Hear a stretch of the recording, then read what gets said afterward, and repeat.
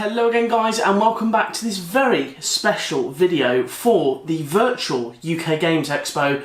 Today I'm giving you an infoboxing and overview of the very recent winner of the Spiel des Jahres, the Crew, the quest for Planet 9.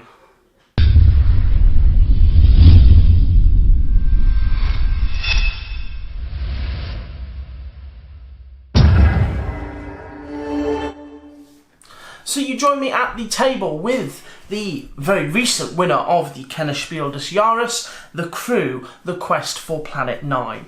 I'm going to give you a quick overview of how the game plays, but also show you the components that we have in the game. So it's kind of an infoboxing slash quick brief overview, so you can get an idea of how this game plays. At its core, this is a trick-taking game. It is cooperative. You are working as a group to try and win tricks that are and the objectives dictate what sort of tricks you want to win, what cards you need to win in order to complete the mission. The real thing that does this game justice and really puts it into the forefront, and one of the reasons why I think it won the Spiel des Jahres, is the fact that it does something that trick-taking games don't really do. It has a real theme. Now, I'll point out, this is the German edition of the game, hence why it's Die Crew instead of The Crew. But you get a log book with the instruction manual. So when you get the instruction manual, you look at it, oh my goodness me, there's loads of pages. Don't worry, half it is a logbook. Now, in this logbook, it will show you the various missions that you complete. It will dictate how many objective cards you have throughout. And this is basically a story that you have to run through and gives the game a real depth, a real feel, and a real theme. Something that hasn't really been fulfilled by a trick-taking game before, and I really, really like it. So, how do you play the Crew, the quest for Planet 9? As you can see, you start off, you have a full deck of cards. You have pink, blue, green and yellow cards, all numbered 1 through to 9. You also have 4 wild cards, the rocket cards, you have 1, 2, 3 and 4. You simply gather all of these cards up at the beginning of the game and you give them a shuffle. I will keep the 4 out because I will explain what you do with the 4 rocket card. It does get shuffled in usually. Throwing cards around now, how awful. But you give them a very quick shuffle. And put that there. You deal out the cards. As so, you would deal all of them out, and if you're playing a 3-player game, a player will have more than the others. Whoever has the 4 rocket card starts and is the commander of the game. You get this jazzy, really jazzy looking spaceman if you're the leader, the commander. Great little standee. But yes, you will have that and you will start the trick.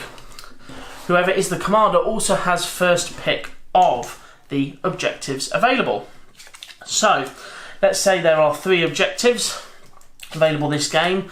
The yellow 1, the pink 6 and the green 3. Whoever has these cards, whoever has these cards, that's their objective. They have to have that card by winning the trick with that card in. So I'll take the green 3, the next player to my left will take the pink 6, and then the player next to them will take the yellow 1. You are now ready to begin. The commander will play a card. Now, they have to remember that they want to either get the green 3 or they want to give one of the cards that they have to the player to fulfill their objective. So let's say, for example, in this hand, you can see we have the yellow 1.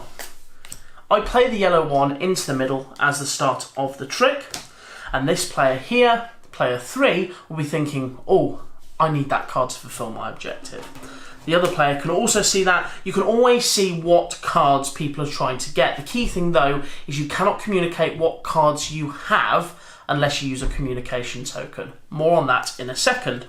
So as you can see here, we've got a number of cards. Now, in order to play a card, you have to play the same colour. It doesn't matter what number it is, but remember, the higher the number, the more likely you are to win, because the player who plays the highest numbered card matching that colour will win the trick. If you didn't have any yellow cards, so for example, let's say this player only had green cards, you would have to play a green card, but that wouldn't be taken into account when winning the trick. You can also use the rocket cards. If you use a rocket card, it is a wild card and will always win the trick, dependent on what card you play. If a player played a 2 rocket and another player played a 4 rocket, the player who played the 4 rocket would win that trick. But in this case, this player has greens and reds, greens and yellows. Can't even look at the colours. But they can see here, this is going to be difficult, but the ones there, they're going to play as low as possible. They're going to play the 3. So that gives this player, player 3, the chance to try and beat that trick. As you can see here, they've got a 6 and a 7 yellow. They can play those cards. They want to win this trick to get the 1, so they're going to play the 7. At the moment, this player is winning the trick. And now we come to this player here. Unfortunately, they do not have a yellow card in their hand. Not to worry, they can play any card they want. They can play the 3.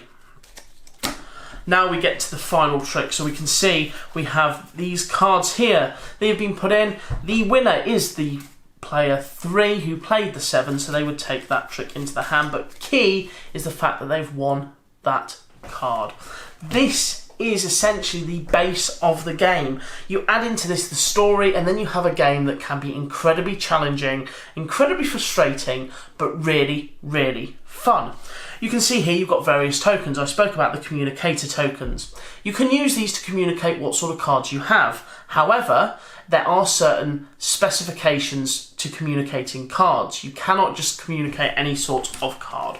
So for example, let's say this player wanted to communicate what green cards they had, because they need the green 3 and they want to let people know what they have. They can play the 9 card out in front of them. They then place a communicator token onto here. Now, it's not the only green card they have. If it was the only green card they had and they wanted to communicate that, you are allowed to communicate that it's your last remaining card of that colour in your hand. You would place the communicator token into the middle of the card. In this case, though, it is the highest coloured card, and you can communicate either the highest or lowest coloured card in your hand. So you would place it at the top for the highest coloured card, or at the bottom for the lowest coloured card. In this case, if we were doing that, we could play the 6 and say that that is the lowest coloured, because the other ones are 8 and 9. That is how you communicate cards, and there are different ways in order to do that, and different times at which you can do that, because some missions will dictate you can't communicate until perhaps the 2nd trick or the 3rd trick into a game. If you do that, and you put the token on there, you can take one of the cards here that has a moon on it, just to remind you that you've communicated that turn, and that card is still available to you to play at any point during the game.